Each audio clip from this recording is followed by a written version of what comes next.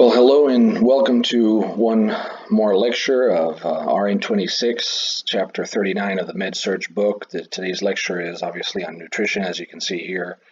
And so I will give you forewarning that a couple of the things that I'll expect you to know more from an acute care perspective, namely NG tubes, when to flush, and a few other things of that nature.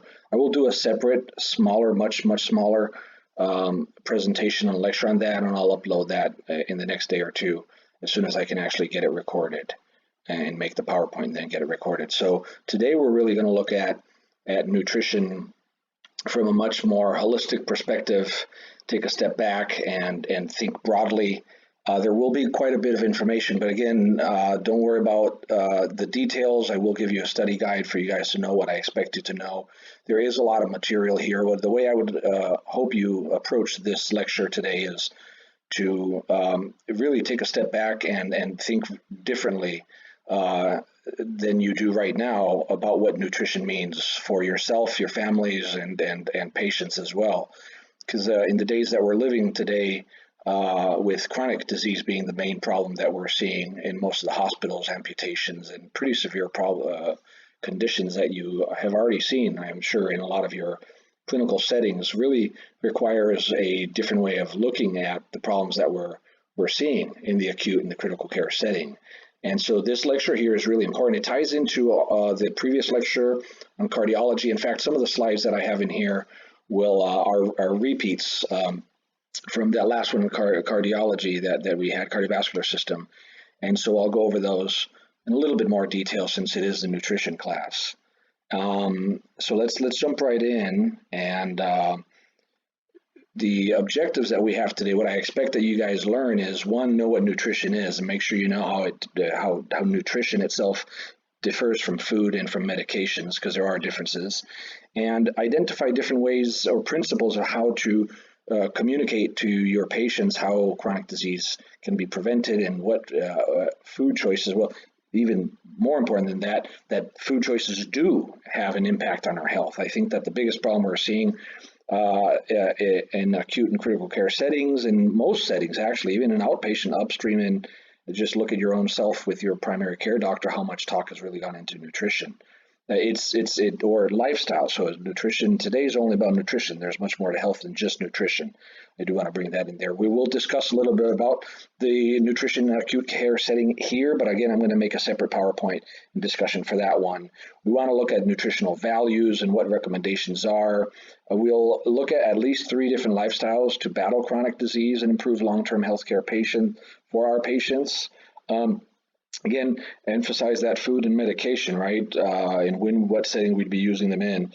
Also, how and what information we need to understand to be able to share it with our patients in terms of them being able to take a significant portion of their own health into their own hands. And I mean, each individual has some responsibility, but patients need to be told that there is such responsibility, right? And that acute care and critical care approaches are great to save lives. They're great to lower the blood pressure, which could prevent a brain bleed, hemorrhagic, all kinds of things. If your blood pressure is high, you need drugs. You don't want broccoli, as you always hear me say. So there are moments for broccoli, and there's moments for hydralazine and metoprolol, and there's moments for intubation. There's moments for everything.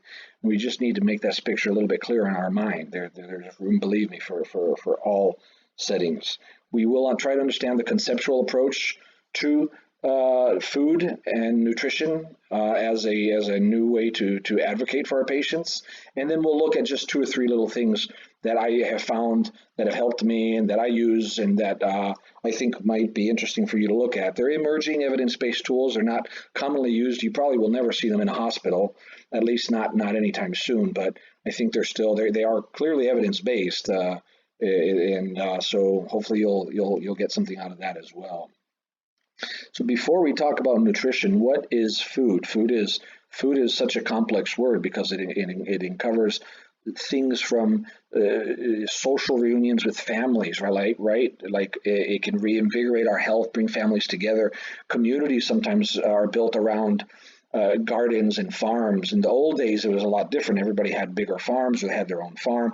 But today, really, we depend on the food that we get from the grocery store. And so our whole entire economy, in fact, when people talk about California being the fifth economy in the world, a big part of that economy is food, right? We produce food, we produce vegetables and whatnot, right? And it affects the economy in terms of pollution if we're transferring food from China to here and back and forth, right? As opposed to trying to spend our money locally with local farmers. Also, it can help your children with their grades and eating disorders and obesity, all kinds of other things, right? That affect them. It connects you to your body. I mean, if you eat a big, heavy meal, how do you feel? If you eat a lighter meal, how do you feel? If you fast, how do you feel? If you eat vegetables, how do you feel? If you eat meat, how do you feel? If you eat milk, how do you feel? And this asking yourself the question, how do you feel, is important because it allows you to see how you as an individual, when I consume milk, I feel bloated for about 8 hours. My stomach is just, I can't eat. Like 8 hours later, I still feel like I'm full. Others drink milk and maybe that doesn't happen to them. So with each individual, food is going to interact differently. And literally food it interacts with every function and provides the underlying building blocks for every function of our body and our mind, right? And then if people have access to food, it can reduce poverty because they could use money for other things. It can reduce violence because they're not out there hungry, I guess, in a certain sense, homicide, suicide, what types of food people eat. In other words, food is an extremely powerful thing, and that's what we're going to try to delve into here. I want to see one of the key bottom line approaches to nutrition overall is to, again, take that step back and say, well, how do we know, right? There's a gazillion different types of fad diets out there. Some are good, some are better, some are good for diabetics, some are not for diabetics. Some are good for some diabetics, some are good for no. So you see the point. It can get very confusing. And one way to sift through all of those diversities and diverse forms of diets that people are adopting individually or in their family is to really look at it as, well, on one side you have whole foods, unprocessed, mostly plant-based with some meat, right? Meat that might be locally, no hormones, no antibiotic, you know where the farm is, or at least you're buying from a market that provides pretty higher quality fruits and vegetables, and you see the point on that. On the other side, you have processed foods, right? The Franken foods, the sugars, synthetic foods, packaged, boxed, glassed jars, tins, things sitting on a shelf, and meat that just who knows where it came from and what's in it, right? That is not grass-fed, is not. Now, again, where you're at economically can play a major role in terms of whether you can afford it. But there are a significant amount of studies out there that says that people can eat healthy foods on a low budget. So it is possible. And so that argument, I think, no longer holds that people can't afford to eat healthy foods, at least not in this nation here. So is food equal to nutrition? Is nutrition equal to food? Or what relationship is there between food and nutrition? And so I'll ask you a question. I want you to, in your mind right now as we think about the answer to this. Is food inert or full of life? Is it inert or dead or just useless thing? Or is it full of life? Is food healthy or is it unhealthy? Right? Is kale healthy for you or is kale unhealthy for you? Is donut healthy for you or is a donut unhealthy for you? Well, what I really want to, and again, take that step back. And what I should have asked at the beginning is, what is nutrition for you? What does nutrition mean for you, for your family, for yourself, and for your patients? What is nutrition? And hopefully by the end of these PowerPoint slides that we have here, you'll have a different view and a different approach of what nutrition is, right? So think for a quick second and tell you as to right now as you're thinking about it, what is nutrition? What would you say nutrition is? Just some chemicals that we put into our body like supplements? Is it food? What is it? Should it be considered medicine, right? Can it even prevent or heal or treat or reduce or reverse? What power does nutrition have, right? So and I think a key thing that we'll notice as we go through these slides is pay attention to that word nutrition, and we'll break that down in a little bit very shortly. And I think a lot of the key of what I hope by the end of this slide you'll be able to see nutrition in a new light. So back to food. Food really is an inert substance, meaning it has absolutely no power to make living organisms. You put a piece of bread, you put a kale, you put a cauliflower, you put broccoli, you put berries, you put a hamburger, you put yogurt on a table, and it'll sit there, it'll rot, it'll go bad. It's not going to create a living organism. It's not going to create a living organism. It in itself is an inert substance, right? So it is one thing to eat an abundance of good food, right? You're eating a lot of really, you're out there, you're eating, you're doing the right thing. Is quite another thing to have good nutrition. So people can be doing the right thing, eating an abundance of organic foods, broccoli, cauliflower, and all the good things, asparagus, right? And yet that doesn't necessarily mean nutrition. So just talking to a patient and saying, just make sure you eat good food, don't eat processed foods, and see you later, is really sidestepping what nutrition is really about, because you can have an abundance of food and yet not have good nutrition. So I think this word here, these words, vital process. Nutrition really is a vital process. It is a process. And it's a process that can only be carried on by a living organism. That means you take a piece of bread and that bread goes into your mouth, and that bread becomes part of you. That berry becomes part of you. That hamburger becomes part of you.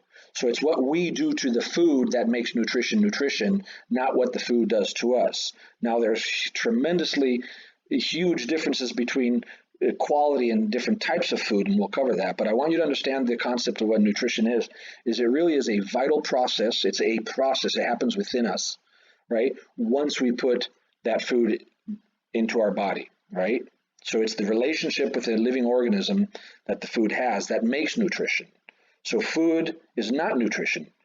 Good food, bad food play a big role within nutrition, but nutrition is a much more complex process, and it really goes down to the cellular level of our human body. And if you don't believe that, look at those toes that are gangrenous, necrotic, and getting ready to be amputated, if not already have been amputated. I mean, that's a cellular problem right there, and oxygen and nutrients are not getting there.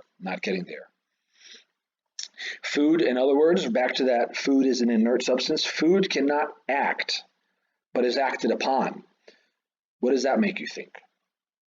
Right? When we studied the first lecture of pharmacology, absorption, assimilation, distribution, excretion, all of those things. So food cannot act in any way. It's once the food is into our body acts upon it. So to a certain extent, our body has to be able and capable of dealing with the food to absorb the nutrients and then to excrete it and to make use of it. So our body has to be in a proper condition to do that as well. It's not what one eats, the food again, right, which is why food is not equal to nutrition. Food is a part of nutrition. Nutrition is a process. It's not what one eats that invigorates you or I or us or our patients, but it's what we digest, what we assimilate, what we appropriate into our bodies. And this is why food is not equal to nutrition. Food is inert. Now, food is one big part of the equation, and then once we take that food and put it into our body acts upon it, and many, many, many beautiful things can happen. So let's look at the word nutrition. What is nutrition? In Spanish, they use nutrición or nutrir, right? A word that I like that goes very, very well along with nutrition is nutritious. And then another word is to nourish.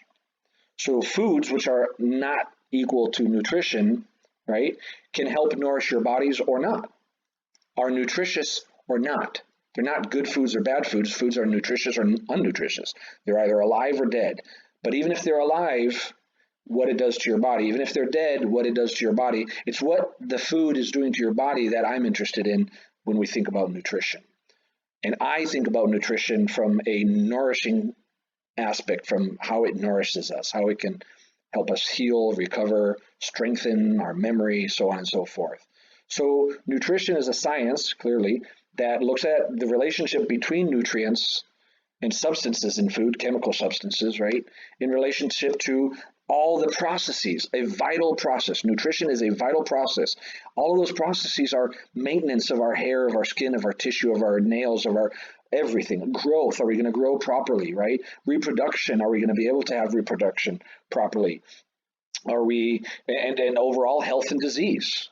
And if you believe that those patients that you're seeing in the acute care or critical care settings that have major disease problems, multiple comorbidities, that food or nutrition is not playing a role or couldn't play a role to nourish their body, then think again, because that's where we should be moving towards in terms of our thought process. So it includes food intake, absorption, assimilation, biosynthesis, and catabolism and excretion as well. That's all part of the process, the vital process. The diet of an organism, whether it's an ant or a bug or you and I, is what it eats, which is largely determined by the availability and the palatability. So if it tastes good, we eat it, but is it nutritious? Palatability, right? So you want to think about that. And I think when it says the diet of an organism, I like how it says that, because when we look at a rotten apple, we say, oh, that apple is rotten, simply by the fact that other organisms are eating the apple, not us. So from our perspective, it's a negative thing. But from the perspective of those organisms that are eating the apple, they're happy as can be. They're feeding themselves, right? So is kale healthy or unhealthy? Is a donut healthy or unhealthy? And I think these two questions that I put in here is to trigger, again, us to think that kale is not healthy or unhealthy, donut is not healthy or unhealthy. Is food going to nourish our body, meaning is food nutritious, or is it not nutritious? And so the question really is kale nutritious? What type of nutrients does it provide? What it can do for us? And in terms of energy especially, and we'll get into that a little bit later, and is a donut nutritious? Will it nourish our body? Will it nourish us into health? That's how we need to start thinking. And nutrition is really time. If you think that patient who has gangrenous toes or feet and diabetic and hypertension, hypolipidemia, hypothyroid, and all those conditions, you're going to give them 1 month of really highly nutritious foods, and it's going to reverse that condition. Think again, because those tissues are soaked with the problems that they're having, the metabolism, wastes that are building up that it can't excrete, the kidney failure, the renal failure, they're on dialysis. So nutrition is not, if it took that person many decades of eating bad things to get to where they're at, not bad things, let me see how we have not eating bad things, eating unnutritious, eating foods that do not nourish them. If it took them that many years to get to where they're at, it'll take some time to get back. But it is possible, and this is a conversation we absolutely must be having with our patients, right? And then medications are absolutely wonderful when they're needed, especially in acute critical care settings. They're great. But the real one thing that's going to help in the long run is to realize that what we put in our mouth, nutritious or not, nourishing or not, is going to either slowly kill us, slow suicide, or is going to help our cells come back into some level of vitality. That's why it's a vital process. So what process are we going to choose when we put unnutritious or foods that don't nourish us into our system?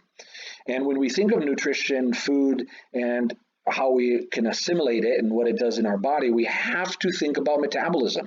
So if you hear the word nutrition and you do not think metabolism, then think again. So start bringing that metabolism into because it's only when we go from that piece of bread going into our mouth, becoming our body, really it's that piece of bread breaking down and then doing what carbohydrates, simple or complex, do, right? What phytochemicals do in our body, what all of these other nutrients, micronutrients, trace elements do in our body. It's a huge, very complex system, and a word that should always go hand in hand with nutrition, apart from to nourish and nutritious and a vital process, which is what nutrition is. But we have to start thinking metabolism. So what role does it play? Well, we know that the longer a person is consuming those extreme foods, I call extreme foods frankenfoods, foods that are all foods are inert, right? But not all foods are unhealthy. Some are healthy, some are unhealthy. And if you're eating extreme foods that are dead and unhealthy on a daily basis, this will, through increasing the metabolic rate of our body, overworked, overutilized, lead to problems with the eliminative organs, which we know are quite a few, starting with the kidneys. We eliminate things through the skin, and the liver has to be able to detoxify as well. If not, it will be overcome. And I'll show you at the end of this lecture an image of a liver so you can see what a good liver looks like, what a bad liver looks like, so you understand how important nutrition is and nutritious foods are, right? Because once these eliminative organs are being stressed and stressed and stressed from having to process, remember it's a big, nutrition is a process, then we can't eliminate them properly, and it increases the flow of metabolic waste products, which could end up building in our body. We all know that with end-stage renal disease patients, the potassium builds up. And so do other. In fact, what we look at when we look at BUN, what are we looking at? We're looking at, well, part of metabolism, metabolic waste product, nitrogen, right? Part of the protein breakdown. So you see the picture of how we have to take our mind from a piece of bread in through the mouth, the amylase and all that good stuff. Everything breaks down and goes to the stomach. We should be having a good pH, unless we're taking some type of antacid on a regular chronic basis, right? And so on forth. And ultimately, things break down, and you can see that if we're continue with those extreme foods, then there's going to be a problem. So let me ask you, what syndrome do we know? Well, for it to be called a syndrome, you have to have 3 out of 5 criteria. What syndrome do we know, right, that plays a major role in almost all chronic conditions we're seeing today in our world, and is right there dead center between the word nutrition and metabolism, I mean, and health overall. So if you haven't come up with it, metabolic syndrome, some people call it syndrome X, metabolic syndrome X, and there's 5 categories: what your waist circumference is, what your triglycerides are, where your cholesterol is at, where your blood pressure is at, and your fasting glucose, right? So if you have 3 out of these out of whack, you could start to consider yourself as, now I have metabolic syndrome X.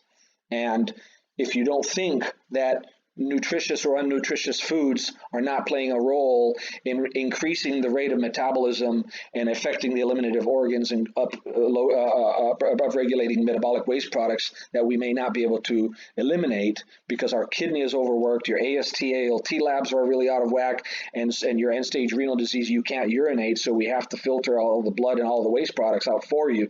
You get the picture. You get the picture. Food is absolutely related to every single one of these problems. And just a quick little image here of what metabolic syndrome can do, from inflammatory diseases, arthritis, to sleep apnea, to asthma, right? Asthma, you need to have prostaglandins in your lungs, right? You need to have chelated manganese. You need to have manganese, and you need to have essential fatty acids like EPA and DHA in order for your lungs to produce those prostaglandins, which help you breathe better. You can, I mean, you see the point, right? There's a lot of problems here. The one thing I have a little bit of a question about is insulin resistance. Some people would flip that arrow and turn it back on it and say that insulin building up over long periods of time, because it's a pro-inflammatory hormone, then it actually leads back to creating more and influencing more the person who has metabolic syndrome or metabolic syndrome X. So you can see on the right, I call it dysfunctional metabolism. When you hear that word metabolism, you must think nutrition. And when we think nutrition, remember, it's a vital process. It's either nutritious, unnutritious, and it's either going to nourish us or not. So it's really important that we can bring these images together in our mind, that metabolic syndrome is not isolated from what we put into our mouths, from what our patients put into our mouth. And this must be a conversation that we're having with our patients. It has to be. It's crucial. Our Evolville Savior book likes to classify foods into really two areas. There's classification by origin and classification by chemical. By origin just means, is it animal origin, is it vegetable origin? And by chemical, it's referring specifically to fats, proteins, carbohydrates, vitamins, and minerals. I created another slide here on the side that says, well, apart from the origin and the chemical, I like to classify it by a condition or state of the food. What's the food like? Is it healthy or unhealthy? That's the condition of the food. Is it healthy or unhealthy? Is it nutritious or not nutritious? Is it a whole food or is it a processed food? And so if whenever in doubt you're talking to your patients and you guys are talking about nutrition, if the one thing that you will really want to bring it back home, really eating whole foods is the way to go, and not eating processed foods. Another way that we can classify and categorize nutrition and food and whatnot is into the 6 classes of nutrients, right? Carbohydrates, proteins, fats, water, vitamins, and mineral. And water is a macronutrient. But to make it a little bit easier, the next slide right here is going to show you that really the basis, the foundation of nutrition is macronutrients and micronutrients. And when you think of macronutrients, you want to think of carbs, proteins, fats. When you think of micronutrients, you think of vitamins and minerals. You'll see in a lot of the literature, a lot of times minerals are called micronutrients as well, or there's even trace elements, which are also part of the micronutrients. Now, I want you to think about, so let's throw another little wrench into so if nutrition is all about 2 categories, macro and micro, that's it, right? And we know macros, carbs, proteins, fats, and micros, vitamins, and minerals. Well, where do we put amino acids or fatty acids or monosaccharides? Well, that's actually quite simple, straightforward, because carbohydrates, when they're broken down, they become monosaccharides. Fat, when they're broken down, become fatty acids. Proteins, when they're broken down, they become amino acids. So I'm going to go back to the previous one. So when you look at nutrition as 2 categories, macro and micro, the amino acids, fatty acids, and monosaccharides are really a further level of breaking down of what we're putting into our body of the macronutrients. And that's important to know, as we'll see later on as we go down in this lecture. So again, I'm going to just throw a bunch of images in because I learn well with images. Maybe some of you do. So this is one way of looking at the macros. And Marianne told me she was going to focus a little bit more on the micros. So I won't be going really into the vitamins and the micronutrients, trace elements, in fact, at all. I think I have 1 or 2 slides of just covering a brief statement for those, but I want you to start looking in terms of more macro and start thinking macro here in this lecture. So again, we have macro and micro. Macro is basically protein, carbs, and fats. And when we think of nutrition, nutritious, and able to nourish the body, we also need to think about nutrition related to metabolism. And when you see images like this, all it's doing is it's showing certain cycles that produce energy through the electron transport chain, producing ATP, the citric acid cycle, which is tremendously dependent on specific nutrients. And we know exactly what those nutrients are. We don't give them in the acute care setting. We don't give them in the critical care setting. Hopefully we're getting them in our food. But if we needed to get them in supplements, then we would do that as well. And then you have the urea cycle that is part of that nitrogen pool from the protein breakdown that I was telling you when you look at the BUN in the patient of a person. Remember, somebody has a kidney problem, we look at 3 labs. We already know what they are, right? They're BUN, creatinine, and then there's GFR, right? GFR, you want it to be above 60, and then BUN and creatinine are also labs that we look at. And so when we're looking at a lot of what we're looking at in terms of blood draws and blood labs in the hospital, really, in essence, we're partaking in it. It's part of nutrition because we're looking at what's happening to this patient right now in the blood, but we tend to not want to or not be able to or simply ignore the fact that when we look at that nitrogen, blood urea nitrogen, for example, what we're looking at is the role that nutrition is playing on the metabolism of that one organism, that one person. That's where we need to slowly start to come into and thinking about. Here's just another image with the same thing that I talked about earlier, which is you have carbs, proteins, and fats. These are all macro, not the micro. The carbs, right, turn into simple sugars, glucose, protein into amino acids, fat into fatty acids with the glycerol chains, and all of those then end up turning into acetyl-CoA, which you need to have significant amount of nutrients for that process to even happen, for catabolism, that breaking down into, and then the citric acid cycle would not be able to function at all unless we filled every cell of our body, the mitochondria to be specific, and the endoplasmic reticulum. If you don't remember that from Bio 101, food, nourishing food, nutritious food lead to all of these metabolic processes in our body, which is why nutrition really is a vital process. If you haven't gotten that yet, and you'll probably hear it about 5 more times. So supplements. What's my opinion on supplements? Well, good, bad. There's a risk at it, right? Today's, today's bad person is the pharmaceuticals, right? Well, tomorrow the bad person could be the nutraceuticals, right? They're trying to just sell us another pill for another ill. And if it's that approach, I disagree with. I think there are some supplements we need to be careful with, especially the fat soluble ones, because they're stored in the liver and in adipose tissue and fat, and they like the A's and the D's, but most people are really low on the D's. So it would take significant amount. A is a lot more risky if you consume the A. And remember, when I say fat soluble here, let's take a step back. There's A, D, E, K, ADEK, A, D, E, K. Those are the four that are fat soluble. All the others, like vitamin C, for example, will be eliminated. It will be broken down, easily eliminated through the urine. But the A's, the D's, the E's, and the K's won't. They stay longer in the body because the liver stores it, and then and so does the adipose tissue. So I think in terms of supplements, what do I think? From what I've read in the literature and what I hear experts that I trust in at least speak, whole food, plant-based, mostly plants, some meat, depending on where you get the meat, what type of meat, right, is the way to go. You want to eat a whole food. You don't want to take the lycopene out of the tomato. You want to eat the tomato. Now, if you need lycopene, you eat the tomato and take the lycopene on top of that. There are some people who, because of some conditions, and this is going to become much more evident as primary care doctors and ultimately hospitals in the next decade, 20 years, 50 years, 100 years, we get to the point where a patient can come in, take the blood and say, oh my God, you need this, don't need that, stop here. We can personalize the medicine. And so, yes, we will be using supplements through IV, through IM, through a variety of routes. But supplements are good, but I still say for overall health, whole foods is the way to go.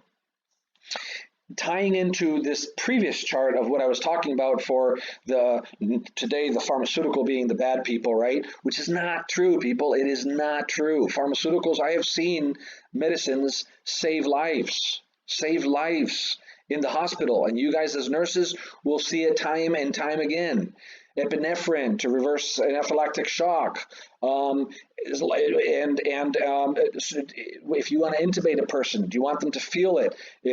Blood pressures that are in the 200s, you need to bring that down and bring it down quick. Patients that you want to have permissive hypertension, sometimes, so you get the point. For pharmacies, absolutely make a major role. They're not the bad people.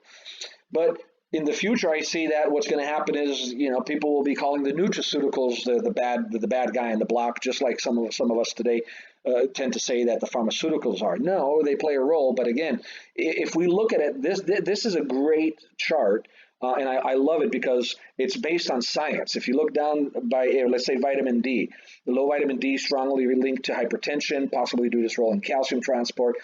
Augments blood pressure, lowering effect of calcium, keeps blood vessels smooth and healthy, and it gives you 3 numbers. And I can give anyone the references to all of these, but you see that zinc plays a role, right? Regulates angiotensin and the endothelin. Copper plays a role. Magnesium promotes dilation of the blood. Calcium, right? Folate, carnitine, oleic acid, cysteine. But if we get to a sort of that pharmaceutical mentality of how we're going to treat a condition, we're going to say, well, take your metoprolol for your blood pressure. And that's going to be it. That would be like me saying, take your vitamin C for your hypertension. No different. And so I think we need to avoid that as healthcare professionals. We need to say that metoprolol, absolutely valid. That vitamin C, absolutely valid. Bring it in together with the whole food nutrition, and we're getting on the right track. We're getting on the right track here. We're slowly starting to understand what nutrition is. So instead of looking at like just these vitamins, just supplements, those pills like that last previous image showed you, when you think of carrots, A, right? When you think of almonds, E. When you think of green leafy vegetables, K.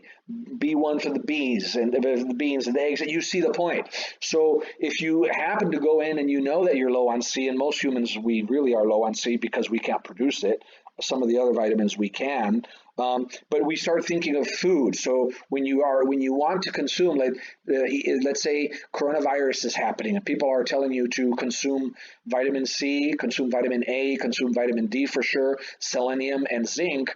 Well, then one way of doing it is, well, if we know that A and K are in carrots and spinach and green leafy vegetables and E's and almonds, then we can go look for the foods that contain these nutrients that we're trying to get into our system. We can consume the kiwis if we want vitamin C, and so on and so forth. So I like to think about food really as medicine. So when you hear people talk about make food your medicine, well, that's what we're talking about. And when we talk about nutrition, not really good or bad food, but is it nutritious? Is it going to nourish you? Well, foods that have these conditions, like this next slide here, with vitamin A and the tomato and the E's and the nuts and the B6s and the peppers and the thiamine and the riboflavin, and you get the point.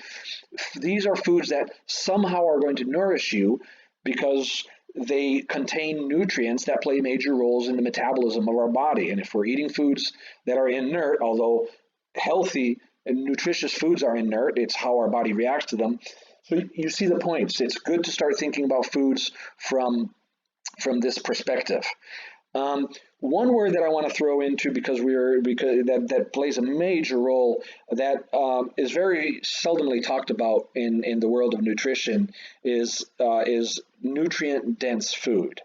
And I have a slide that'll explain it a little bit better shortly. But really, we want to consume foods that are really, really nutrient dense because they will give you all of those nutritious, nourishing nutrients that are critical. Look at that word, critical to good health in comparison to their low or moderate number of calories. So a lot of nutrient-dense foods have low calories, but really high-dense nutrients. And that's why nutrient-dense is extremely important. I'm going to take a quick sip here of my water. And one way of thinking about density is to think of not only nutrient density, but also energy density. So let's look at energy density. You could eat donut and a coffee, really full of energy. It's going to give you lots of energy. And remember, what gives us our energy? That's Nutrition 101. You guys have had that before coming into the nursing program. You've had basic nutrition last semester. Marianne just went over from the farm perspective a little bit more about nutrition. So, and with me here today, we're just slowly trickling in this information so we can start to understand. But you could eat a donut and coffee, and it's full of calories, and it gives you energy. And what I was getting ready to say with all the classes that we should have is that macronutrients are what produce the energy. Fat being one of the better ones because it's 9 as opposed to proteins and carbs, which are 4. In terms of energy production in our body, but you don't need to know that right now. The energy dense foods, though, tend to be have less nutrients, and so they're going to be less unhealthy than obviously a nutrient dense food, which has less calories per gram, but a lot more nutrients when you measure it per gram in weight. So for nutrition and nutrients, what do we get? Whole foods, nutrient dense. That's really the best source, but what does a whole foods in a nutrient dense diet look like? What does it mean? What do we need to know? What do our patients need to know? Well, generally speaking, from fruits, vegetables, whole grains, and dairy, ideally it's going to be dairy from a source that you trust, that you know, that's not highly processed. Otherwise, things that are heated up to a high temperature, it's going to be dead food as well. It's still pretty processed. So you want to make sure you get as close to unprocessed dairy as you can, or the grains, or the vegetables, or the fruits. And all of these things, fruits, vegetables, grains, whole grains, and dairy, are rich in vitamins, phytochemicals, antioxidants, and fiber. And so today I'm going to go over, really touch just the surface on these 4 things. And I'll be throwing in some images and some thought processes in between, but this is what we want to really keep in mind. Vitamins, phytochemicals, antioxidants, fiber, and the role they play in nourishing our body, right? Because that's what nutrition is. It's about nourishing our body. And then the guidelines for most Americans, the recommended guidelines, at least is to eat a wide variety of foods from each food group with ample amounts of vitamin-rich fruits, vegetables, whole grains, and dairy foods. And when they say wide variety, we should think about phytochemicals, absolutely phytochemicals, because phytochemicals, as we'll see in the next few slides, really have to do with the color of the vegetable and the color of the fruit. So when you think of a wide variety, one way of thinking of wide variety is if we educate our patients to eat in colors, eat red, eat orange, eat purple, eat green, eat white, right? Beans, things of that nature. And so if you eat by color alone, if you look at your plate and all there is a sausage, some fries, or potatoes, hash browns, and a fried egg, it's pretty colorless, right? And that's what we would call a SAD diet. It's a very sad diet. And I'm not talking about sad as in terms of tears are going to come out of my eyes, although in some instances I think they should. It's a standard American diet. And that is really not true. It just when you look at a field of science called translational science, it takes a long time before we learn things that ultimately the government can trust the data, that there's enough data to make determinations and come out with recommendations. And what almost always, especially in the world that we live in today, is the amount of time that we're discovering things so fast that they just can't come up and change the recommendations fast enough to portray. And for God's sake, vitamin D, they're still telling us to take 400 IUs, and people are taking up to 50,000 a week. Right, so you can see the despair. In fact, one of the stories that a lot of nutritionists like to talk about is scurvy and vitamin C, and that big ship with the captain who was out there, and he had a diary, and he was writing about how everybody that ate lemons didn't get the problem. That was the biggest problem, and that diary of this captain from that ship, right, that pirate ship or whatever it was, sat around for 200 years until somebody caught a hold of it, and now we know what we know about vitamin C and scurvy. But it took 200 years before that was known by at least one person, and getting to where it's at today, where we can actually have it in a textbook or a nutrition book, and talk about it in a lecture like we're talking about it today. So when you see that the American federal guidelines aren't up to par, it's really not because there's somebody out there intentionally wanting us to poison us and whatnot. Although I do believe that there are, financial ties between pharmaceutical universities and Washington, D.C. Absolutely, we need to be in that middle line and always be aware and be open to look at what the real situation is. So phytochemicals are really important to keep in mind. So let's jump right on in. Again, vitamins they're organic. They're extremely important for the metabolic and physiologic functions of the body. And if you don't believe that, I'll show you one slide of just one metabolic pathway, the citric cycle, in just a few slides down from here. So you can see that's just one of a metabolic pathway out of hundreds, if not thousands. So if we think vitamins don't play a major role or that it's expensive urine, that's old school. That is no longer true. If a doctor or anybody is starting to say that, it's because they haven't followed up to date with the nutrients and the importance that vitamins and nutrients have in the metabolic processes. And remember, nutrition is a vital process.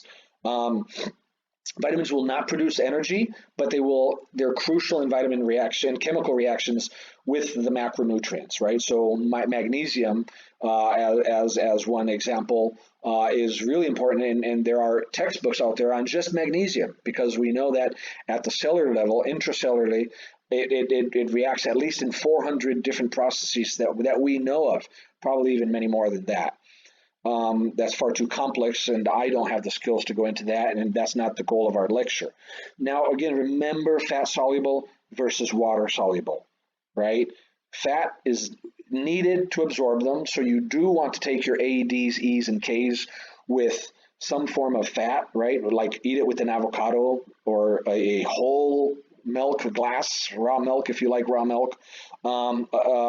Take it with some sort of fat to help with the absorption. And remember, because the A, Ds, E's, and K's are fat soluble, they stay in the body longer, and they store in the liver and in the actual adipose tissues as well. And then water solubles, C, B complex, they are excreted, easily destroyed, and they must be ingested daily because they're not stored in the body. So we need to have that. So if you eat a really good meal on Friday and you eat like crap for the other 6 days, you're not getting your vitamins. We must ingest them daily because they're not stored in the body, right? Antioxidants. Antioxidants are extremely important because remember in our previous cardiovascular class we talked about, let's bring our mind down to the molecular, down to the cellular level. Let's bring our mind down to the intima, the lining of a blood vessel, for example, where plaque and atherosclerosis and inflammation and all that builds up. The two key words are oxidative stress and a pro-inflammatory condition. Oxidative stress and a pro-inflammatory condition. These two are underlying most of the chronic diseases we're seeing in the world today. So much data is coming out. It's literally impossible for one individual to even follow. But foods, berries especially, fruits, and many of fruits especially, like you can see there, the kaiberry, grapes, pomegranate, passion fruit, wolfberry, lingonberry, that's not blueberry, kiwi. You see the point, right? So when oxidative stress happens at the cellular level, within the mitochondria, within that one cell, intracellularly, a reaction, it's an oxidative species starts to kick in, which creates the problem that ultimately, over long periods of time, creates a chronic inflammation. We've already talked about what that means in previous classes, so I won't go over it. And so consuming foods that, like vitamin E, is one of the really important antioxidants. Vitamin C, carotenoids, selenium, flavonoids. In fact, a lot of people believe that vitamin E is such a powerful antioxidant that when we consume, one reason why some nutrition experts say that oils are not very good for us, including olive oil, right? Including the good oils, the ones that we are called the good oils, like olive oil, which I consume daily, is because how close to having been processed from the farm is that olive oil? Did it sit in the big warehouse of Costco before it went to the small warehouse of Costco, before it got to Costco shelf, and before it sat there, and then before it got to your shelf, and finally we're eating it? So a lot of oils can go rancid, and when you're eating something that's rancid, or you're eating foods that are unhealthy, these foods are going to act they're like an oxidant in your body, and to neutralize it, vitamin E, which is an antioxidant, will help neutralize eating oils that might be rancid. But this rancidity doesn't come from oils alone. It comes from being unable to eliminate things, from metabolic waste buildup, from many other processes. So you can see how E, C, carotenoids, selenium, flavonoids play a major role in really neutralizing free radicals. And smoking one cigarette, as an example, I forget where I read years ago, was like it produced, I don't know, maybe 1.3 million free radicals released into your body. Why would we do that? Why would we do that? Well, for one, because we're addicted, so patients would need help to get off of it. But we also would need a lot more antioxidants. So if your patient is that typical, all I eat is, some canned vegetables, I smoke my cigarettes and have my black coffee daily and maybe a fried egg, and they're smoking, imagine through your talking to them and asking, what's your diet like? What do you eat? What's your day-to-day life like? If they tell you that, you think they're going to have enough antioxidants to neutralize those free radicals? No, absolutely not.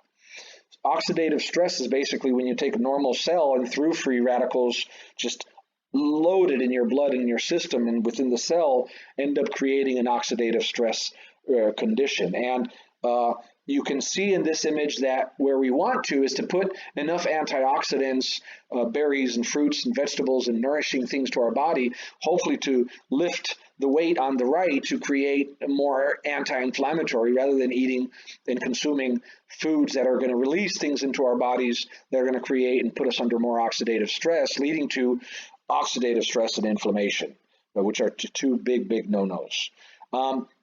Here I found this review that talked about endoplasmic reticulum, and I'm showing this image because when we think about nutrition and food, and that food coming in, and what we do with the food, how we break it down, how the cells absorb it, and what the cells do with it, at the cellular level, at the molecular level, at the level of the mitochondria, we need to understand that it's very complex.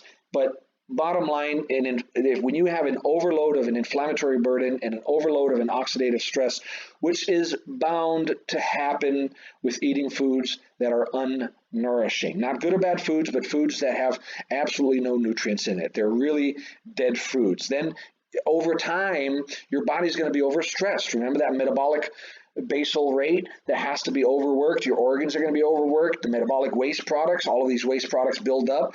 People end up having kidney problems. People end up having liver problems. People end up being having ammonia build up because they can't get rid of it, especially alcoholics. And you can see where this is all going, right? And look at what the abstract says: prolonged perturbation of the endoplasmic reticulum. Just your endoplasmic reticulum, stress on it, on the endoplasmic, unfolded protein response and contributes to pathogenesis of various chronic disorders. So you can see, and this is happening in the endothelial cells, And when you have endothelial dysfunction, you're not going to have the decrease bioavailability of good foods, but if you're not eating them in the first place, don't worry about that problem. You don't have them and you're not consuming them. So you're going to get vasoconstriction, more of it. Oxidative stress, more of it. Platelet aggregation, stroke, DVT, pulmonary embolism, right? You can the type of stroke that we could get is basically that clot formation as opposed to the hemorrhagic. Vascular leakage. You could have a stroke that's a leak because of the vascular leakage. You have more inflammatory burden, and we know that inflammation chronically is not good, so you're eating that unhealthy food over and over again, and inflammation is happening, and ultimately you end up in vascular damage, atherosclerosis, cardiovascular disease. Now, ladies and gentlemen, this one slide here has brought us from understanding what a piece of bread is. We're going from a big concept like the word nutrition to nourish, to nutrishing, to healthy or unhealthy, consuming either or, creating a system, a response in our body at the cellular level that creates an inflammatory oxidative stress leading to endothelial dysfunction, which leads to further problems, which end up in that one patient that you saw laying down there with necrotic toes or cardiovascular disease. And what did we say about cardiovascular disease on our last lecture that we talked about? It is the number one killer, by far bigger killer than coronavirus, by far. And hopefully we'll be able to get coronavirus under control way before we get to that level. But as of now, clearly, worldwide, big difference, much more deaths with cardiovascular, and nutrition plays a role. Phytochemical-rich foods are really, they're natural occurring plants. They're plants, phyto, right? Plant compounds that stimulate the immune system. And boy, when I tell you, if you've ever looked at a phytochemical textbook on phytochemicals alone, they do so much more than stimulate the immune system. They interact with hormones. They can prevent cancer. And examples, there are hundreds of different phytochemical rich foods, but carotenoids, flavonoids, and things of that nature are extremely important for your eyes, for your liver, for your blood, for your heart, at every level of your body. Phytochemical foods play a major role. They're natural sources of phytochemicals in food. They always have more health benefits than those from supplements. Again, back to the whole food. If you're consuming that natural plant, that whole food, you or your patient will be a lot better. I'll let you guys come back to this on your own time, but this goes over the color guide for the phytochemicals. Red, what type of chemical; yellow, what type of chemical; white, green, blue, purple, brown, and where you can find them. I'll let you guys go through this, since you can pause this video at any time and go over it on your own if you so desire to do so. Here's another example, just to show you the same thing that the previous chart, except in this case, it's really just going over what fruits and vegetables you can get for an orange, yellow, orange alone, red, purple, purple, yellow, green, or green, and so on and so forth, right? And the sulfides, onions, garlics, tremendous healing abilities. And here yet is a third slide, which I'm sort of rushing through. You can pause these on your own. And again, green, orange, red, blue, you see how important it is to consume a wide variety of colors in our food. So if you take a bowl and you throw in 7 different things, from a cucumber to a blueberry to an onion, you get the point, right? You're eating medicine. You're eating things that can help maintain a good vision through the cruciferous vegetables, or the lutein, which kale has as well, a kale salad, right? But remember, is the kale salad good or bad? No, it's not good or bad. Kale is good. Yeah, it's good, but it's good because It's nutritious. And what does that mean? It has nutrients. And what nutrients? A lot. And one of the real big ones is phytonutrients as well, together with a lot of the other Ks and the things that we know that they have as well. Boy, what happens here? So which diet do we follow? Do we follow a low-fat diet, right? Should we go buy the low-fat milk, or should we buy make ketogenic? That's the best one, right? Or maybe the DASH diet. And all of these may have a role, and depending on the individual, one may work better, one may not work better, one may be good. The DASH diet is known, lots of research. It's very similar to the Mediterranean diet, but very good for hypertension, for lowering blood pressure, right? Very, very important, good one. We have high fiber diet. Of course, we need fiber in our body. We have high protein diets. We need proteins as well. We have low carb diets. We have gluten-free diets. We have Mediterranean diets. And how do we know which one to follow? Well, again, just bring yourself back to that big conversation about in nutrition, there's going to be healthy and unhealthy, whole foods and processed. Start with that conversation. Start with that conversation. And then we'll get into this in just a second. Nutritional problems are seen as either undernutrition, they're in normal nutrition, overnutrition. Undernutrition is they're not eating enough. They're that lady who, has asthma, super skinny, 78 years old, lovely person, really hard-headed, stubborn. All she wants is her coffee and her cigarette, sits in the back porch of her house. She's going to be our case of malnutrition. People who are on a hospital bed intubated, we need to really worry about undernutrition, malnutrition. With a lot of them, they need proteins, and they'll be getting that through a lot. And mind you, I forgot to tell you that I will be making a separate slide, separate PowerPoint for a little bit more of an acute care. It'll be very short, and it's going to be more on what you need to know in terms of certain nutritional things within the hospital, NG tubes, PEG tubes, when to check residuals, what to watch out for. So I'll make that in the next day or two and upload that as well. Then you have normal nutrition. I love that word. And overnutrition. I think a big problem that we have in our world today is we look at everybody that walks around that's obese and we say, oh my God, we're just so much nutrition. And I would bear I would beg, I think not. I think that they're really obese, but they actually are undernourished. They're loaded up with foods, just the wrong foods, so their cells are dying and starving for nourishing foods. Clearly. Because again, as I said in one of the other lectures, sumo wrestlers, tremendous amount of hardcore rigorous data shows you can absolutely be fat and fit, right? If you eat the right thing and still exercise, but you're fat, your cells could be extremely happy, even if you're fat. So fat is not always the problem if you do the right thing. The problem is that if you're eating the wrong foods, again, I don't like the word wrong, foods that have no nutrients, foods that are dead, foods that do not nourish your body, right? Do not nourish your body. That's what nutrition is. Then they're still not getting enough food. I'm going to rush through this really quickly. I'm going to go over butter and coffee. I don't think I did it justice to the last lecture, but these are just two examples of so many things that we're now starting to discover. So you cannot say butter is good or bad, or coffee is good or bad. We have to really, with the science that we have today, start to go into it more into detail. So what you really want to look at here, you don't need to memorize any of this. This is not important, but the concept of where science is taking us is a lot more important. I'm not going to ask you about the apolipoprotein E, but please, we do need to be advocates for our patients, and if you don't know this, then you wouldn't be a proper advocate. So 80%, 79% of patients are going to be apolipoprotein E3. That's the allele we'll have. That's most of the society. And we're just normal. We just normal have fat, just normal. It really, if you do the test and you're in apolipoprotein E3, it's like, oh, I just wasted my money on that test. Why should I have done it?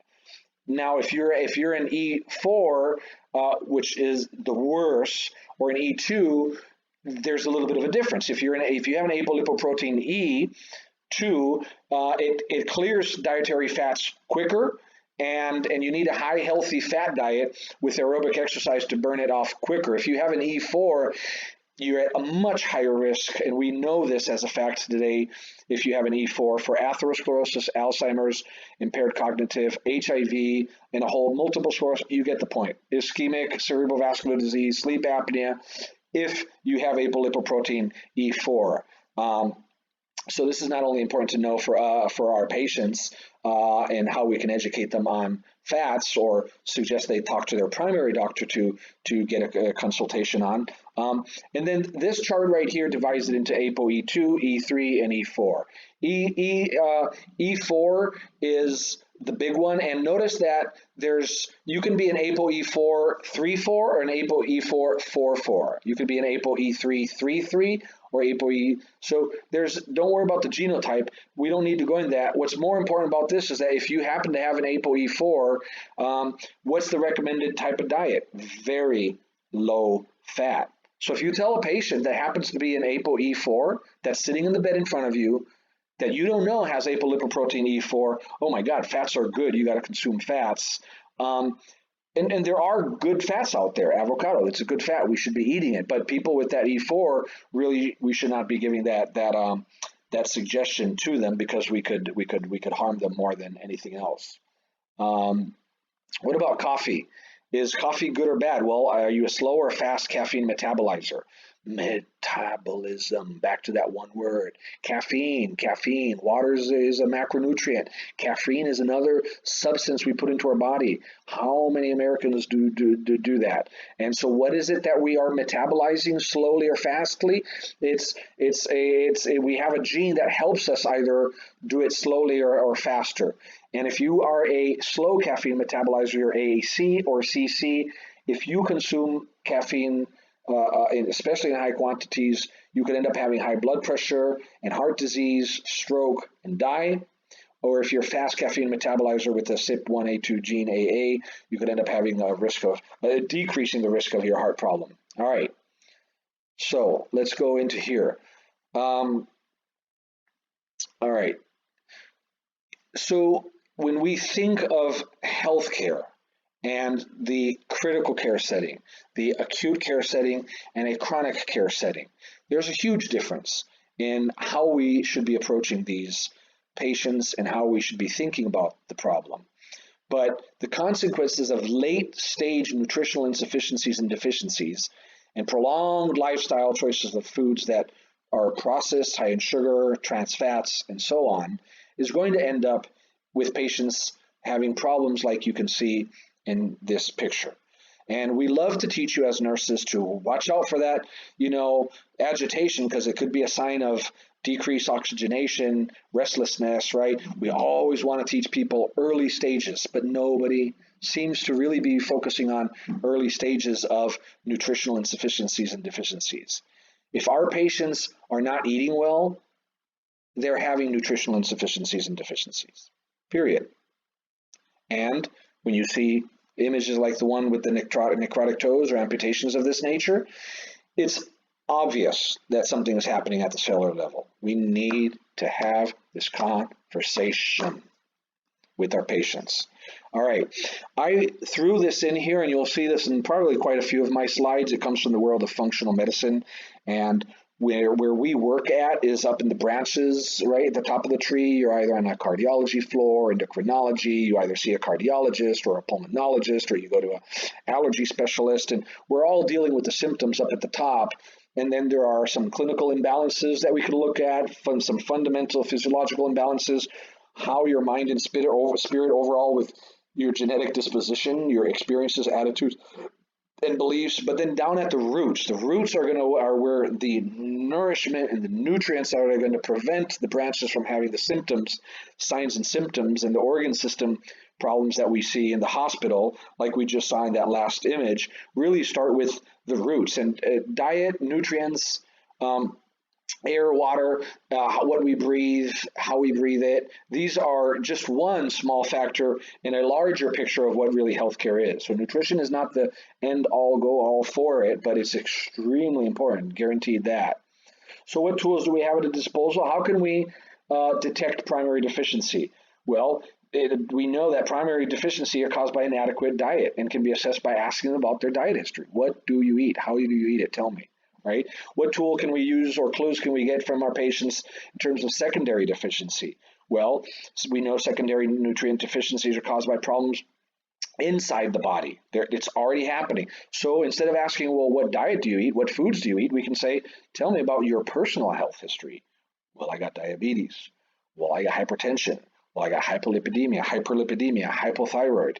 Now you start to see, okay, when they're starting to say that a patient has metabolic syndrome X-like problems, and we remember that the word metabolism and metabolic is really ultimately at the cellular level about how we utilize macro and micronutrients in our body. And if they're not getting the proper macro and micronutrients, you can absolutely see how these secondary deficiencies are happening, guaranteed.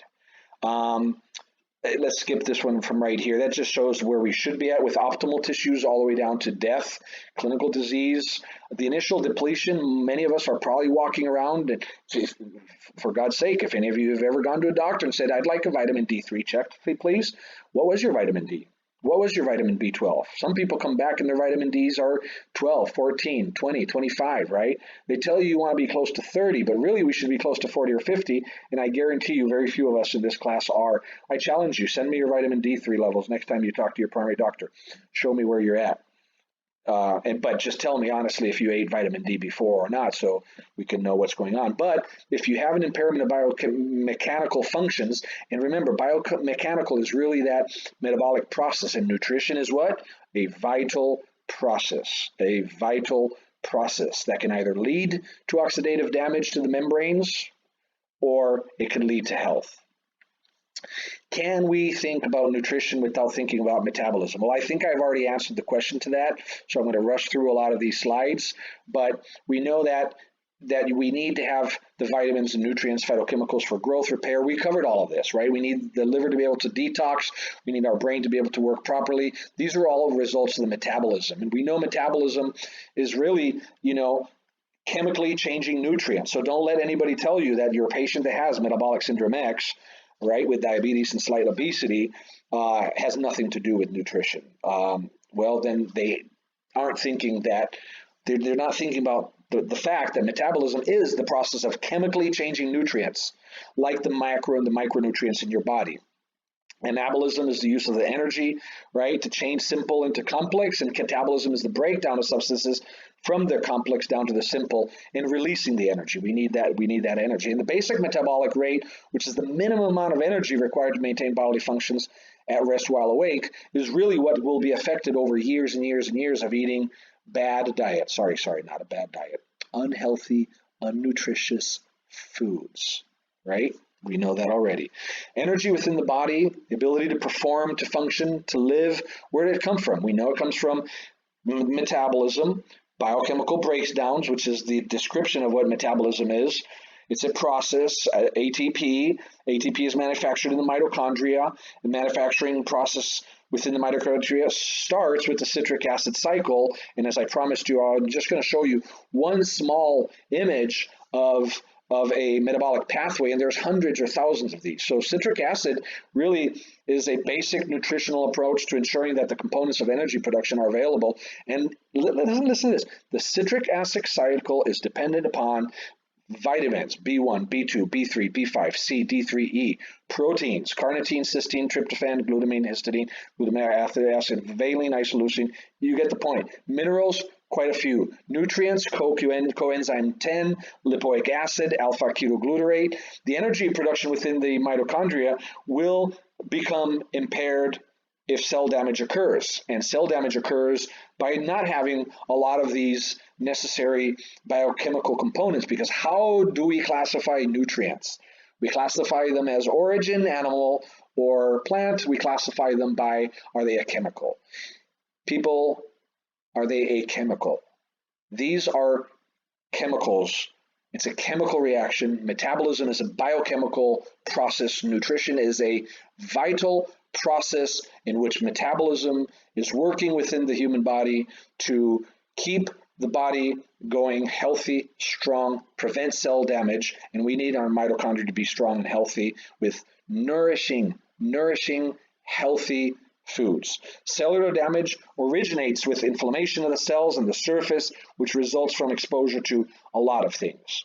xenobiotics from outside, toxins. If you work in BART and you're working underneath the tunnels, you're going to be exposed to things. If you're a firefighter and you're exposed to the flames, you may be exposed to some other things. If you live in a home that's brand new and you smell that varnished wood, you could be exposed to improper nutrition, which is the whole point of this lecture, and oxidative stress. All of these things cause cellular damage. And if you think that that patient that's laying in bed with a leg less will never be able to walk again, maybe if we can get them back in and get some prosthesis and we can give them some hope. But if we're going to go out and give them all that prosthesis and train them and educate them and talk to them and not talk to them about the role that nutrition plays in terms of the metabolic process, a vital process that leads to health through nourishing and healthy foods that nourish the body, then why even give them a prosthesis?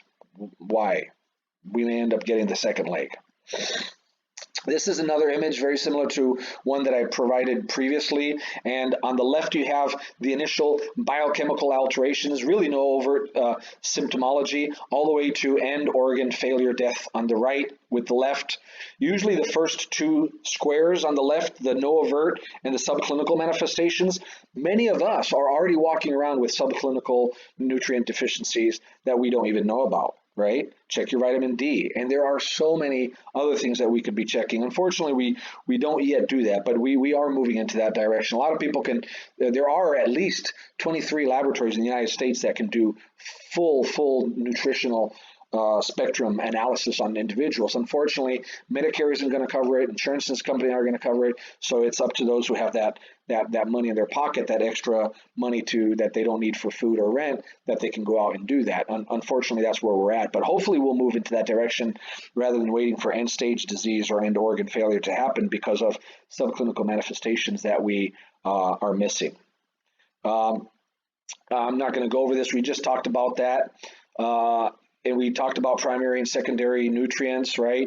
Secondary, really, when we talked about pharmacology, and this really just, I love how every class is taught in a silos. Like we teach pharmacology and it's not related to anything else. Well, no, that first class of pharmacology that we went over, that absorption, distribution, and excretion, metabolism. Oh my God, did I just say metabolism? Unfortunately, in pharmacology, we focus on what the drugs do to the body or how the body works with the inert substance called a drug that we put into the body. Here, we're talking about what the body does with the inert substance in terms of a food. But remember, again, it's no different when you put a drug in your body than when you put a food in your body. You have to be able to absorb enough of the nutrient, right? And you have to be able to excrete it, and you have to be able to utilize it to get it in. So sometimes before you start loading the patient up or yourself up with vitamins, you really need to rest the body, fast, consume whole foods, restore the gut, get the probiotics in. Once your body is starting to feel a little bit better, then maybe you can start utilizing much more of the supplements and the vitamins. Giving all of those things when you're in late stage or end stage organ dysfunction can help, but again, they may not be able to absorb it. They may not be able to excrete it, and there are risks with that. So what are some stages in the development of a nutrient deficiency? Well, we know primary, adequate diet, or secondary by the problem itself, the metabolism, the process, the biochemistry within the mitochondria. You get the point. You have subclinical declining nutrient stores, so we just don't eat enough vitamin A or D. We don't get enough sun, or we can't absorb it through our skins. Covert or abnormal functions of the body, things we can't see, and overt, which are physical outward signs. And there are books that will tell you if you're fatigued, think about these vitamins or micronutrients. If you have vision problems, think about these. And that would be way beyond the scope of this class. Hopefully in the farm lecture on nutrition, you got a little bit of that. But really, there's a lot of information out there. Key questions to ask, we already talked about this. This is a repetition of what we talked about earlier, which is what diet do you eat and what disease do you have? And this is just a repetition of what happens in the body. You either have primary or secondary deficiency, which leads to more declining nutrient stores. That's at the subclinical, which leads to now covert. Now symptoms are going to start to manifest. And When you're in the primary and secondary deficiency, diet and history and health history are extremely important. When you're in you're already in that decline nutrient stores, you can get some lab tests. You can look at your albumin level. Remember, albumin is a protein. So if your albumin levels are low, you need to get albumin in the hospital, or maybe need some more protein nutritions. And fortunately, hospitals have nutritionists that can go in and talk to the patients, and they can provide food through a PEG, an NG tube, or a central line if need be. And then physical signs and overt symptoms. If you're having rashes when you eat foods, if you're having migraines, if you're having blurred vision, if you're having a lot of problems and your doctor's saying everything is normal, well, you're already having you're having overt, obvious symptoms. And you don't know what it is. It's probably diet, people. It's probably nutrition, people. It's probably that vital process that uses chemistry, food, nutrients throughout the vital process to create health at the cellular level, to prevent the oxidative stress and the inflammatory reaction from happening. I just put one example as vitamin D. If you're deficient or insufficient, you can have multiple system problems, from musculoskeletal, immune, endocrine, circulatory, nervous. And if you are deficient in all these, and we know without a shadow of a doubt that vitamin D deficiency can lead to strokes, heart attacks, the same problem. Why? Because at the molecular level, people, at that lining, endothelial lining of the cell, we need to make sure that that plaque is not building up, the atherosclerosis is not building up, that inflammatory process or pro-inflammatory foods are not being consumed, that we eat foods that are anti-inflammatory, including the phytochemicals, antioxidants. You get the point. So do you think vitamin D plays a role in sickness and disease? If you don't, or your doctor, your primary doctor, or anybody you talk to in the healthcare field doesn't, well, talk to them. Tell them what you now know. So I'll ask you a question. Think about this for a minute. Which organs, play a role in the onset? I should have written, sorry, play a role in the onset and development of the process of illness, right? Which organs play a role in creating disease? Any answer? What do you guys think? How do we know which organ plays a role? Is it the liver? Is it the kidney? How do we know which organ? Take a step back to your first pharmacology class where we looked at absorption, distribution, assimilation, metabolism, excretion. Just that one thing, metabolism, is so complex. Yet we just sort of throw it out at you. And metabolism of drugs even more complex, which is why we have the Davis Drug Guide, and we have the MAR to look the drugs up. And in our VSIM, we can look the drugs up. In the simulation we're using online, we can look the drugs up. Because if we can't figure out what's happening with that piece of bread we're putting in our body in terms of metabolism alone, right? Go figure what that metoprolol is doing. We know it, but we're not going to be able to memorize that. So use your resources. So to answer this question, which organs play a role? Well, if you remember that we have digestion, what is going to be, so if you have a stomach, well, you have a mouth that has amylase and things that break things down. So it could start from there. But you have a certain pH in your stomach, and we need to keep that pH hopefully below a 5, but that's pretty high. Then absorption. What organs play a role with absorption? Down in your small intestine, large intestine, and if you've had a surgery or a patient who's gone through a surgical procedure, they may not be able to absorb certain things, and they're going to be more at risk at that point. Circulation, your blood vessels, assimilation, elimination. So let's think about elimination alone. Where do we eliminate toxins? Mostly through the kidneys. Also through the breathing, we breathe it out. Also through the skin, right? Also through the urine. Also through the stools. So when you think about nutrition and metabolism, mitochondria, inflammatory and oxidative stress, you want to always go back and wonder, well, what organs could this patient have that's affecting them? Well, pretty much every organ that's playing a role in digestion, absorption, circulation, assimilation, and elimination. Which are these 4? These are all done unconsciously, right? This is part of the autonomic nervous system, right? We don't have to think about our breathing. Breathing happens. So I'm going to throw in just some side notes here, some food for thoughts. Perhaps to know how to improve digestion and assimilation is more important than to know even what foods to eat. So you can't think, ladies and gentlemen, that nutrition is all about saying, eat good foods. Sorry. Eat healthy, nutritious, nourishing foods full of nutrients, phytochemicals, antioxidants that can help your body to not go into its inflammatory oxidative stress state, right? That's extremely important. But just that alone, without a proper digestion or assimilation, won't work. So nutrition has to include these two things. Wrong foods change metabolism and lead to toxic accumulation. I should have changed that word. It's not wrong foods. It's foods that are just dead, that not only are they unhealthy, but aspartame. I think it was Donald Rumsfeld, or was it Dick Cheney? Donald Rumsfeld was one of the ones who was the head of a pharmaceutical, I think before young Bush had him in his cabinet, and he was the head of a pharmaceutical, and he was trying to disperse aspartame out there, which we know is a neurotoxin, no doubt. No question about it. We know it's a neurotoxin.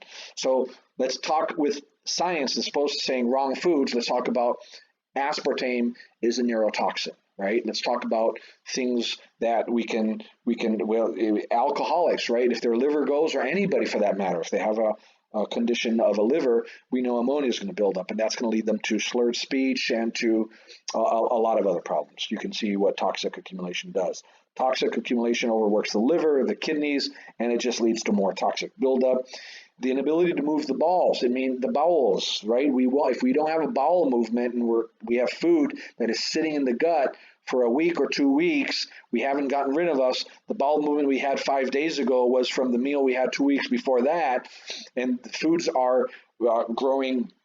Whatever foods grow if they sit around a place for long enough, and we're absorbing them into our system. So fiber, people, fiber, water, ambulation, movement is going to help remove some of those toxins as well.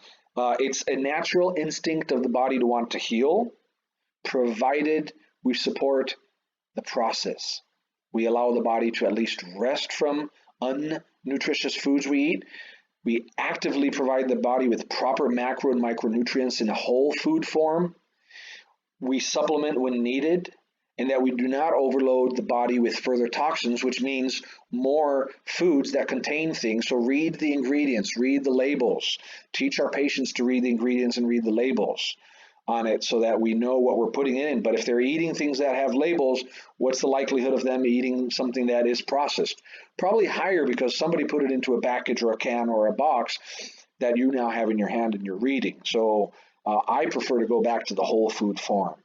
So what are conscious? So if breathing, assimilating, digesting, metabolism, excretion is all unconscious, what's conscious activity? So here's a big bell. Bing, bing, bing, bing, bing, bing, people. We have an option or a choice to select food. What type of food? Fresh, processed, dead, alive, healthy, unhealthy. How we prepare the food, how we cook the food, how we serve the food, with who we eat the food. Are we eating the food in family, individually, right? Chewing the food. We can chew at one time and swallow it, or chew it more times and allow the body to absorb more because of the breakdown of the amylase and whatnot in the mouth and then the stomach and so on. Where we eat socially makes a big difference. If we eat with people, it's healthier. We know that. If we eat at home, it's healthier. For one reason, because we know what we're putting in the food. Another reason is if you eat outside, you don't know what you're putting in the food. What we drink, well, if it's a high fructose corn syrup in your Coca-Cola can, well, I guarantee you that down the line, there will be complications at some point at the cellular level with either an inflammatory and oxidative stress, because that, if you don't believe me, go on YouTube, Google UCSF and I forget what it was. High fructose corn syrup. There's at least 4 doctors that talk about high fructose corn syrup alone. Imagine other stuff that we're putting in our body. We know it's a poison. We know it's a poison. Patients do not know. So what am I going to say? The conversation with our patients needs to happen. Then there's a new movement, it's not new, it's been around for decades, but for those who don't follow or read or look into these movements, they don't know. There's a lot of people say, I'm a rawtarian or raw, whatever they call it, or a raw dietarian. I only eat raw foods. And I don't know if that's good. I don't know there's science behind that. I think that from what I've read in the literature, eating maybe an 80-20, like, or at least a 50-50 raw and cooked. The reason is when you buy things that are processed, you go to the shelf and it says ultra processed milk. Well, that milk was heated, so anything that it had, so if it has vitamin D or C or K or blah blah calcium blah, it's because they've added it back into it because they killed it first. If it really does have what it says. So if you overcook your vegetables, if you cook things on really high heats, you're killing that. That's why you want olive oil, for example, that's first pressed, right? You want it that's not unheated, mechanical processes done not with a heating or a chemical processes, but with a machine that just squeezed and squashed the olives and produced it. You get the point. So heat kills the nutrients. So if your food, one of the reasons why processed foods or Franken foods or dead foods are the way they are is because they've been, everything that was in it is dead, killed. So what if you do have some clinical manifestations, what can we do? Well, you all did a nutritional analysis paper on yourself last semester. That should give you a good idea of where you're at. You could go and spend some money and get your biomarkers checked. Your insurance probably won't cover it. It'll probably cost you a good anywhere from, I don't know, $200-300 to $5,000 to get a really good nutritional. But, maybe it's worth it, especially if you're having some conditions. Now, we can't suggest this to our patients necessarily to do, especially if they're, but that conversation about nutrition and what nutrition means, you guys should already have a good idea about that. Shall I repeat it? The vital process, the nourishing part, nutritious foods, which are healthy, which work at the cellular molecular level to prevent inflammation and oxidative stress. And what is it that we use to prevent all of that? Well, nutrients. And what nutrients are there? There's macro, there's micro, right? And we know that you can consume these phytochemicals, fiber, vitamins, micronutrients, and so on and so forth. The conversation needs to happen. I won't go too much into fiber. We've had this last semester. It's a complex carbohydrate. You need to have it in water. You want to get at least 20 to 35 grams, which means you should be eating a whole lot of green leafy vegetables or complex carbohydrates to get that. So and fiber is known not only to help eliminate toxins, ultimately with allowing you to have good bowel movements, but it promotes your heart health. It lowers serum cholesterol and helps with weight gain, controls your weight, helps your sugars, controls the glycemic problem that people that have diabetes, and helps improve regularity of a bowel movement. So yeah, you could get that Metamucil in a nice orange box with an orange flavor, but you're going to pay for the box and you're going to pay for the flavor. Or you could go online or to Nugget or to Whole Foods or Berkeley Bowl or any one of these places, or in Concord there's a place where you can get so you can just scoop up a whole bunch of psyllium husk and take it home and use it as a supplement. Make sure you drink lots of water with it. Full glass of water, maybe followed up, unless obviously there's a reason to not be drinking too much water, and also ambulate, walk, move around to get it to move through your body. A lack of fiber, we talked about it. Lots of problems. I'll let you go over this if you want to pause at this point. We've already talked about it. Fats are good for energy, right? There's the good fats, the bad fats. We already know that some people have that E4 allele, and really heart problems and Alzheimer's with those who have E4 allele really need to watch out. And if they're having a problem, they don't know what's going on, then they may need to look a little bit more into their alleles. So benefits of fat, well, they're for God's sake, they're really good for energy. They provide insulation for the organs. You need to have sodium for the nerve fibers to be able to have that electric conduction. You need to have fat, right? In fact, what's built around the neuron? Each neuron has something built around it that wraps, and there's diseases that waste this away. It's a myelin sheath, and the myelin is built up of fat. You need to have it, right? Energy storage of adipose tissue. It lubricates the body. It helps with vitamin absorption, right? We know A, D, E, and K help also with transportation of those vitamins, not only the absorption, and it plays a major role in development and the cell membrane. In fact, every membrane, every cell in your body has to have those fatty chains. Remember that biphospholipid layer?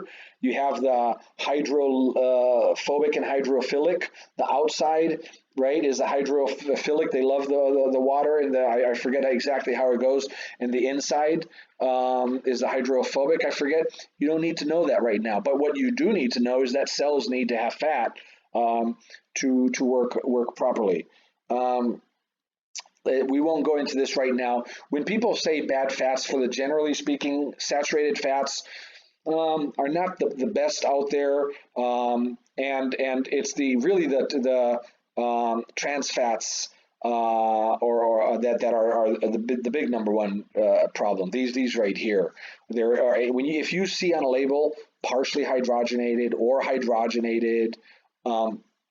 Throw it out or put it back on the shelf. Don't, if you're throwing it out, it's because it's in your home. Just throw it out. But if it's on the shelf, just don't buy it. Remember, fat, cholesterol is not the enemy. We talked about that in the cardiovascular. Necessarily, you need cholesterol for every enzyme, for every hormone in your body. Every steroid is built with that. In fact, a lot of people are having problems because of low cholesterol. Okay, and then there are the essential fatty acids. We call them EFAs, fish oil, things of that nature. Omega-6 fats are good, but in the standard American diet, we tend to get a lot of them. So it's the EPA and the DHAs and omega-3 generally that tend to be the ones that we want the most. That doesn't mean omega-6 are bad. Again, this goes down to where are you at. You can do in a nutritional analysis, you'd be able to know where you're at perfectly in a perfect world. That's not the case. Proteins help with repair of body tissues, organs, and cells. So if they have a wound, or if they have a pressure ulcer, you better believe they're going to be getting more protein. If they have protein drinks, make sure they drink it. So talk to them that protein drink is absolutely essential for them to drink, not because we just want them to drink it and I'm the nurse telling you what to do, but explain to them that without proper protein, that their tissue will not repair properly and heal, and we want that healing to happen. And organically, they're composed of they're made out of amino acids, which are the building blocks of the protein. And if the production of fat or carbohydrates is deficient, protein may assume the role of providing the energy, and will start to break down proteins instead of fats or carbs. And unlike fat and carbs, amino acids must be consumed in foods every day. Amino acids must be consumed in food every day. That means if you have an older lady who smokes cigarette and drinks coffee, maybe eats a can of vegetables a week, has maybe a fried egg and some potatoes and Denny's, and goes back home to her cigarettes and her coffee on the porch, does she meet the standard of amino acids consumed every day? You get the point. Because the human body does not produce them or store the excess of them for later use. If we don't get them, we're deficient. If we don't get them, we're deficient. And then we hear vitamins and supplements and nutrients are expensive urine. Proteins are also considered complete or incomplete. Complete proteins, when you hear the word complete, it means they have all the amino acids. If they're incomplete, there's at least one or two things that they don't have. The combination of two or more plant proteins can form into a complete protein and thus give you essential amino acids. Like if you put beans and rice, peanut butter, or whole wheat bread, you're probably going to be eating a complete, as opposed to beans alone would be incomplete, or rice alone would be incomplete. Peanut butter alone would be incomplete if you just ate it off a spoon, as opposed to put it on whole wheat bread. Water is absolutely important, and in fact, there's a doctor who wrote a book about how he believed that most people that have chronic conditions are dehydrated, and even for allergies. For one, water is one of the world's best antihistamines. So if you have allergies, first of all, start by drinking lots of water. And in 1/3 of the people, the allergies may greatly decrease or improve or disappear just by taking water, and then if but it's more than just that. It helps control your body temperature, maintains acid balance base, regulates fluids electrolyte, helps transport nutrients and waste products. You get the point. It's really extremely important. And we won't go into the intracellular, extracellular, because we've covered that significantly with other classes. Healthy adult should drink 3.7 men a day, women almost 3, right? So 3 to 4 liters a day. I know I'm lucky if I get to drink 2, so I am not getting a macronutrient that I should be consuming every day. Right, now be careful with excessive water, especially if you can't pee it out, you're anuric or oliguric, or you're on dialysis or end-stage renal, because water can lead to water intoxication. If you have congestive heart failure, go figure, that can overload your heart and lungs as well. We covered this already. A for vision, epithelial tissue, bones and teeth. Deficiency of it, night blindness. Immunity is going to be decreased, people. So if you want to boost your immunity, A, right, impair growth and development. D is the sunshine vitamin. I suggest you sit outside in the sun and get some. Maybe also consume it. Do it from both ways to bring it up. It's also major role in immunity. You could create a whole PowerPoint lecture on every one of these vitamins. In fact, vitamin E, antioxidant, free radicals, promotes healthy immune system. Again, here we go again. No talk about that, but you do wash your hands, which is extremely important. Do wash your hands. But why don't we talk about wash your hands while you're taking vitamins A, D, E, and selenium, and zinc, and so on and so forth. You get the point. K we need is to promote blood clotting, and deficiency of K produces bruising and bleeding. We won't go into this right now. A lot of the Bs are really important for the red blood count. They act as coenzymes, and they really, for energy, neurologically speaking, vitamin B complex plays a major role. Vitamin C, Linus Pauling. If you've never heard who Linus Pauling is, if you don't know that there's an entire institute, Oregon State University, Linus Pauling Institute, perhaps one of the best organizations looking into nutrition, nutrients, and whatnot. Tremendous. In fact, when we go over the nutrition paper that you guys are going to write, I'm going to hope to see in every one of your paper a reference taken out of the Oregon State University, Linus Pauling. And Linus Pauling got a couple Nobel Prizes because of vitamin C. Tremendous. Wrote books on vitamin C. Great read, by the way, if you want to. I'm not going to go into minerals. This is just to show you that when the liver really needs to talk, to go see the purple at the top, toxins, metabolites, excretion. Well, for the liver to go through phase 1 and phase 2, right, you need to have, phase 2 won't even happen if phase 1 happens first. So phase 1 has to happen. So before you even allow the liver to do the conjugation pathway, which is a biochemical, really a nutritional pathway, right, you need to have nutrients for the phase 1 to reduce oxidation, the reduction, hydrolysis, right? You need to have it for hydration. You need B2, B3, B6, folic acid, B12, glutathione, amino acids, flavonoids, phospholipids. Just for phase 1, if you have all of those, then your liver may be able to do the conjugation pathway.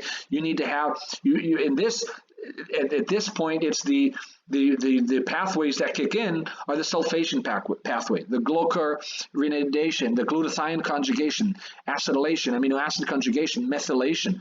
Methylation in itself is a huge world.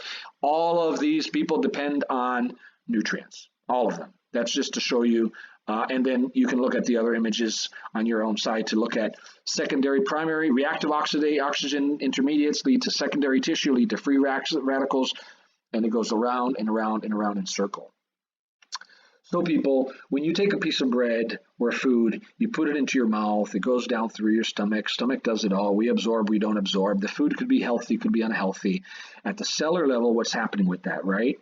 Well, at the cellular level, if you are activating, like hitting your thumb, remember that example that I always give about if you hit your thumb once, it's acute inflammatory response. And if you do nothing, just rest your thumb for 2 weeks, it'll go down. That's inflammation. Acute inflammation goes down after 14 days. But if you hit your thumb again, yet again and again and again, which is what we're doing with unnutritious, unnourishing foods at every level of our body, at the cellular level. Ultimately, it'll go from a nice pink to being pretty fatty because now the liver is not really working well and not able to work to get rid of the toxins. Those phase 1 and phase 2 is already guaranteed you not working here, and we still won't give nutrients and whatnot. And then ultimately you'll end up in a cirrhosis of the liver. Now, of course, inherited conditions, alcohol, high fructose corn syrup, again, is a major one. In fact, high fructose corn syrup, we found out that was a major problem with children, 8, 9, 10, 14-year-old. They used to go to movie theaters with their mom and dad, and they get these big old colas, and they were full of high fructose corn syrup. They started showing up, and doctors were doing labs, and they had ASTs and ALTs that were off the charts. They're saying, wait a second, they have an alcoholic liver. What do you mean? My 14-year-old has an alcoholic liver, so we had to create a name, non-alcoholic fatty liver, basically is what it is. And again, this is nutrition. It is nutrition. It's a vital biochemical process that is happening that is leading to the liver not working properly. And like this, every tissue, every part of your body is going to be affected. So if you want those 2 livers on the bottom to heal properly, 1 meal of broccoli just won't do it. 1 supplement of 1 vitamin C through your IV just won't do it. Education, constant support, help, talking to them. So at least talking to them, at least getting this out and talking to them. Here's just another image of a healthy versus a cirrhotic liver, and another normal, nice, shiny, cirrhosis all the way to carcinoma. And again, when you look at these images, any one of these images, what we're really thinking about is nutrition, because nutrition is a biochemical problem. It really is a biochemical problem at the molecular level. And I'm just drilling this into you so that by the end, which is almost in a couple minutes from now of this lecture, you will see nutrition from a completely different perspective, because now you know that we need to flush this liver with good things, good nutrients, and then flush it again, and then flush it again, and then let the blood run through it once, let the blood run through it twice, in 1 week, in 2 weeks, in 1 month, in 2 years. And ultimately, we may be able to, if we're fortunate to get that liver to start going the opposite direction, if we're feeding the cells in the mitochondria with what we need to feed them. So nutrition is about feeding cells, really feeding the cell. And again, if you think that consequences of late-stage nutritional insufficiencies are not a reality, go to nursing school, become a nurse, and work in an acute care setting. You'll find out. Safety alert. I'm going to get this when I do my lecture on the hospital, but make sure if people are on, we want to prevent them having pneumonia, aspiration pneumonia. So always really head of the bed high, especially if they have a nasogastric tube. Even if they have a PEG tube, which is not going through the mouth or the nose, and they're getting feeds, we really don't want them the food to back up. So don't keep them the head of the bed flat, because that could cause problems. So swallow precaution is a big thing. So how can we know or measure outcomes? So this is sort of, again, sidestepping and giving you some tools for you to use in your own life. They're emerging. There's something we call the ANDI score based on science, and you see that kale has 1,000 and Coca-Cola has 0.6, right? And so ANDI stands for Aggregate Nutrient Density Index, an aggregate of nutrient density index. So if you really want really dense food, right? And remember, we want not energy dense, but just dense, dense in terms of its nutrient dense. If you eat bok choy, spinach, Brussels sprouts, arugula, kale, collards, you're getting tremendous more bang for your buck in terms of the aggregate nutrient density index than you would if you ate ground beef, white pasta, white bread, which is going to give you an 18 on this aggregate nutrient density index score. Here is just another image of the ANDI, and you can see, so when I say high or low, we're really talking about nutrient dense? Are you eating a really nutrient dense food, or a calorie, an energy dense food that is full of calories but not so much nutrients? And so this is a tool that we should be using more. This is a tool that should be in the textbook. Antioxidants, I'm just going to throw some antioxidants out. Remember, antioxidants are phytochemicals. Fruits, vegetables play a major role. But just like we talk about nutrient-dense foods, and we have a score that looks at that, well, how do we know if an antioxidant is an antioxidant is an antioxidant and it's doing its job? Okay, there's something called the ORAC value, ORAC. And if you look at the third one with the yellow or orange at the bottom and the gray, ORAC equals or means oxygen radical absorption capacity. So if you feel like you have high free radical, or you smoke cigarettes and you know you have free radicals in your body, you want to consume things on a list that are really high in the ORAC value score, which means they're high in antioxidant food. So goji berries, 25,000 on the ORAC school. That's from the one all the way on the left, the top 10 antioxidants in blue. Dark chocolate, 21,000 ORAC score, right? And you see blueberries, elderberries, cranberries, so on and so forth. The same one in the one next to it, goji berries, dark chocolate, the same one next to it, and the same one next to it. This is just sort of show you what an ORAC or ORAC value is. So look at the one up here, right here with the dark chocolate, really high ORAC.